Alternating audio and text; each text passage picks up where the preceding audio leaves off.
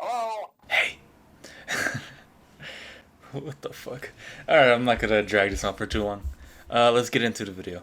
Okay, starting off with Kylo, these three cards are Bloodlust, Harsh Pull, and Power of Darkness. Also, I think I need to clarify, when I say Hero Showdown, I mean like a 1 versus 1. Like, uh, well, 1 versus 1.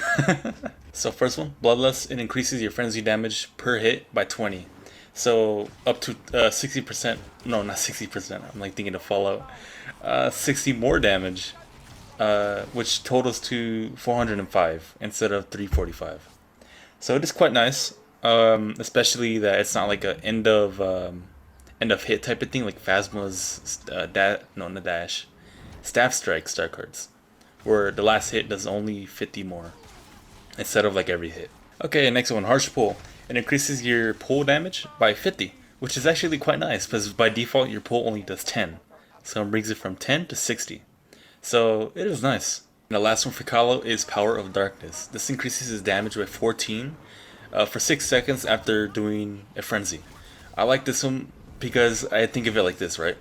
His default damage is 125. So if you hit an opponent 2 times in the front, that would not even deal permanent damage because it's only dealing 250. And any hero, or most lightsaber heroes, I think all of them actually, except Luke, could regen to 250. So even if you get 2 hits, you're not gonna do any permanent damage. But with this star card, it'll guarantee at least 28 permanent damage, which doesn't sound like a lot, but it does add up. Alright, next one is Grievous. These cards are Flesh is Weak, Beating Heart, and Cowardly Retreat. I chose Cowardly Retreat because you basically can't get punished during your claw rush. I mean, you can at the very, very end, but more times than not, you're gonna get a knockdown with this card, and you're safe. So yeah. All right, the first one we're gonna start off is with Flesh's. I'm just dicking around. Alright, Flesh is Weak. I don't really need to say anything. Beating Heart. Okay, once you pair Beating Heart with Flesh is Weak, it has an unintentional effect. So while using Flesh is Weak, right? There's a fucking training in the background that's annoying the shit out of me. But whenever you use Flesh is Weak by itself, you have a health regeneration penalty. I think it's like halved, like the speed at which your health comes back. But whenever you run Beating Heart with Flesh is Weak, it just negates that. I don't know why, it just does. So whenever you run these two, you're basically unkillable. I already explained Cowardly Retreat, but I'll say it again.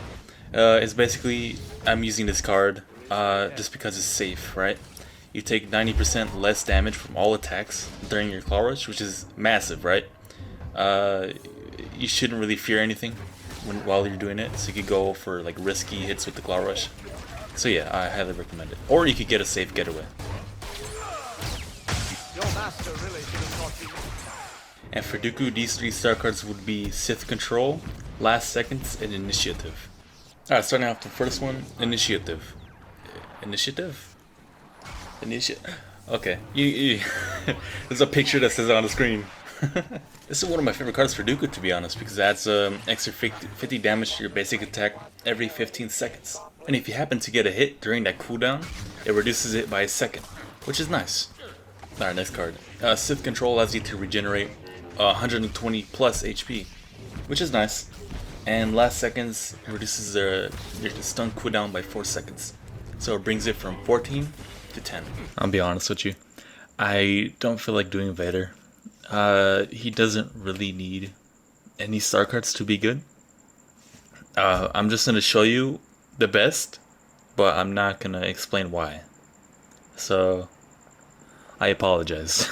Furious Vigilance, Bonus Health, and Punishing Grip. That's it. That's all I'm gonna say. Maul really only has 2 star cards that you could change out for different ones. The one that you cannot change is Lightsaber Defense, which is the first star card I'm gonna talk about. So you're probably looking at the card description and being like, why is this up here? It's only 16% against blasters, while the spin attack. But it's because of a unintended effect, which whenever you do your dash, the spin attack, you gain 60% damage reduction across the board. Now, I don't know why this happens, but it's like You know, you always want to keep this card on at all times. You never want to take this off. Now, full motion, and it gives you an extra dash at the cost of the cooldown being an extra second longer, which is not much. And the last one that I recommend from all is accelerated throw. It increases your lightsaber throw damage by 20, which is not much, but it does help if you get a hit on your opponent and they hide behind your lightsaber. And then you can just throw your lightsaber and then add a little more chip damage. Now for Boba Fett, it was kind of hard to choose his star cards because most of them are pretty bad. But the ones I chose are Born to Fly, Acute Concussion, and Focalize. So Born to Fly is a simple card. While in the air, you gain a 20% cooldown reduction to all of your abilities. And the downside is that your health regeneration starts 1.5 seconds slower, which is not a huge deal, because usually you want to avoid contact by keeping your distance. So I will say that the star card is actually worth it to run. Okay, next star card, Focalize. It increases each rocket damage by 10, which is not much, but it is a nice added bonus if you hit the rocket within a 1 meter radius. And the last star card for Boba Fett that I run is Acute Concussion. Now as to why I run this, is because there really isn't any other better cards that he has. Okay, for the first non-lightsaber hero, it is Palpatine. These 3 star cards that I run for him at all times are Lightning Reach, the Rule of 2, and Forked Lightning. Now I would say in full control, but to be honest, I prefer Forked Lightning for the 20% extra reach on his stun ability. I just find that it catches people off guard more often than not. Okay, let's start off with his best one. Lightning Reach grants him an extra 30% of lightning reach. It's in the name. I don't really need, that's my phone, sorry. I'm gonna throw my phone across the room. I don't really need to explain why that's useful though. So let's get into the next star card, that being the Rule of 2. Whenever you stun an opponent, they take 30% more damage whenever you electrocute them with both your hands. Now that's a really good star card, not only because it gives you a bonus 30% extra damage, which is a lot, but also because it works in tandem with his next star card, Forked Lightning. This star card grants an extra 20% range to his electrocute ability, which really doesn't sound like much, but it is a lot. It helps catch those lightsaber heroes that are backing away to get the stamina or abilities up. So yeah, I think this is a really underrated star card, and I recommend that you use this. I fucking hate Iden's star cards are Alternate Methods, Shock Reach, and Droid Batteries. Nah, everybody's favorite star card, Alternate Methods. So you know, the one that allows you to spam her alternate fire, you know, a little bit quicker because it totally needed it. But in all seriousness, this is a really good star card for her and allows her to use her Ion Torpedo, I think is what it's called. More frequently, which is really good. The description for this star card, Shock Reach, increases your stun droid range. You don't know how many tries that took, that's why I said it like that, by 30%, which is especially handy against Anakin Skywalker, who could pull you, uses Heroic Might, swing at you twice, and then boom, you're already dead. And the thing I like about this card is that you're in safe distance to stun your enemy, but they cannot do anything about you. So like if you're going against an Anakin for instance, he cannot pull you. And their third and final card, Droid Batteries. This star card decreases your cooldowns on both Stun Droid and Droid Shield by 25%. And if I'm being honest, the shield part doesn't really matter. What we're looking at here is the Stun Droid, but that's probably her most important factor about her character. That's what makes her shine. Her stun. Without her stunned, she's pretty easy to counter. Okay, since I don't really play Bossk too much, I had to go and play him today to get a feeling on what I think are his best star cards.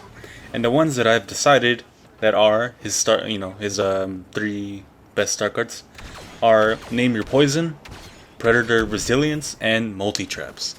And I know I'm not using trap arming speak because I don't really find it useful in a one-on-one, or that useful compared to the other star cards, and I'll explain why in just a moment. Okay, for the first star card, Name Your Poison. What this star card does is give you 30 HP every second for a total of 6 seconds. To be honest, I really like this star card. I like the fact that it heals you even when you're dodging. So you could be mid-fight against a lightsaber hero, he's right up on you. He's swinging at you, you're jumping, you're dodging. You just have to place your gas down, and you're just being healed over and over and over. And there's really nothing they could do about it besides, well, then kill you. But yeah, I like it, and it's especially nice paired with this star card, Predator Resilience. What this star card does is grant you basically 20% damage reduction for the duration of Predator Instincts. And so this pairs well with the previous star card because not only are you taking 20% damage reduction from all attacks, but you're also getting your HP continuously raised.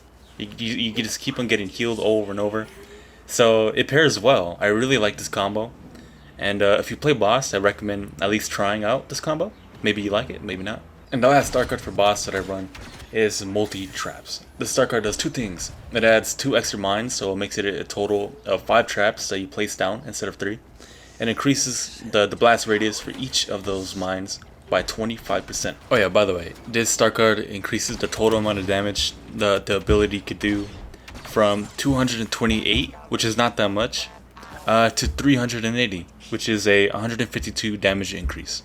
It also only does 76 damage per mine, if you guys didn't know that. So right now, I'm going to show clips with and without the Trap Arming Speed star card, and just to show you the difference in speed. So this first clip is without it, and you can see it does take a good amount of time, but it's not that bad. And this clip is with Trap Arming Speed. It is slightly quicker, but honestly, I don't really see much value in it, because you can still react to it if they place it right in front of you. And that's pretty much the only situation where it will come in handy, if the lightsaber hero is right on top of you. But even if they do that, you can still dodge in time to avoid all the damage. Everybody's favorite character, BB9E.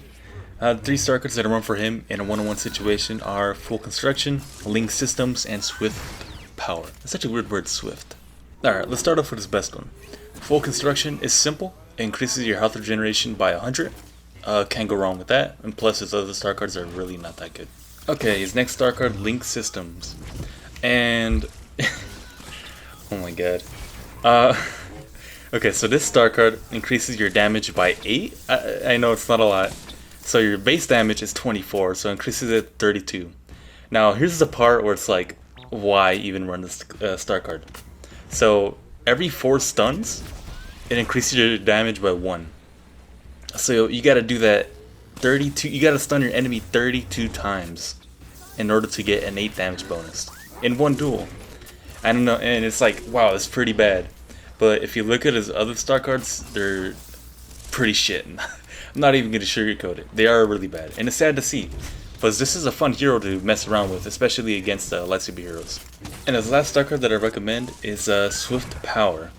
I say recommend, but really, these are like the only ones you can run.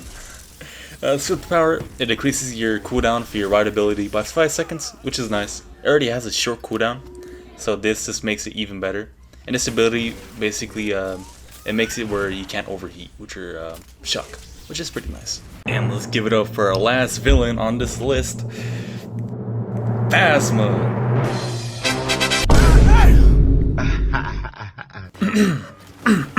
Focus. Alright, the 3 star cards I run for Phasma are Safety First, Not Hard Enough, and finish them off. Okay, starting off with the first one, Safety First. It adds 60 bonus HP to her middle ability, which is a really simple star card, but it does help a lot. And it works really nice, especially with this next star card, which is Not Hard Enough. Whenever you use Captain Phasma's Survivor ability, you gain 50% damage reduction for all the bonus health you have. So, like, that alone probably makes her one of the most tankiest blaster heroes there is on both sides. It's funny because they call her the Vader on the blaster side, which is kind of true. And her last card, Finish Them Off. All these names are weird. It adds 50 bonus damage to her last hit with her staff strikes. It really isn't that good unless your enemies is like spamming you. But yeah, it's a fun star card to mess around with. It adds a little bit more damage to her staff strikes.